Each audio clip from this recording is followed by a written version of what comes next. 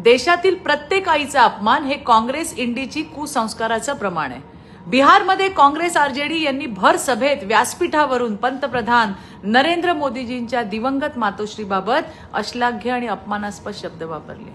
ही गोष्ट केवळ निंदनीय नाही तर लोकशाहीला कलंकित करणारी आहे. लक्षात ठेवा, हा फक्त मोदीजींच्या आईचा अपमान नाही तर त्या माता ज्या मातांनी अत्यंत गरिबी आणि संघर्षातून आपल्या लेकरांना वाढवलं, त्यांना घडवलं, त्या प्रत्येक आईचा अपमान आहे.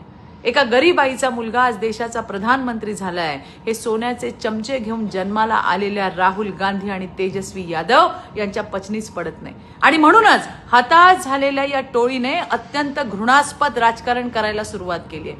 मातृदेव भव ही संस्कृती असलेल्या आपल्या देशात आता ही विकृत मंडळी मातृशक्तीवरच प्रहार करू लागले. राहुल गांधी आणि तेजस्वी यादव यांनी या कृत्यासाठी देशातील सर्व माता भगिनींची आणि 140 कोटी भारतीय जनतेची तात्काळ हात जोडून माफी मागितली पाहिजे. अन्यथा 140 कोटी देशवासी त्यांना कदापि माफ करणार नाहीत. धन्यवाद. जय हिंद, जय महाराष्ट्र, जय भारत.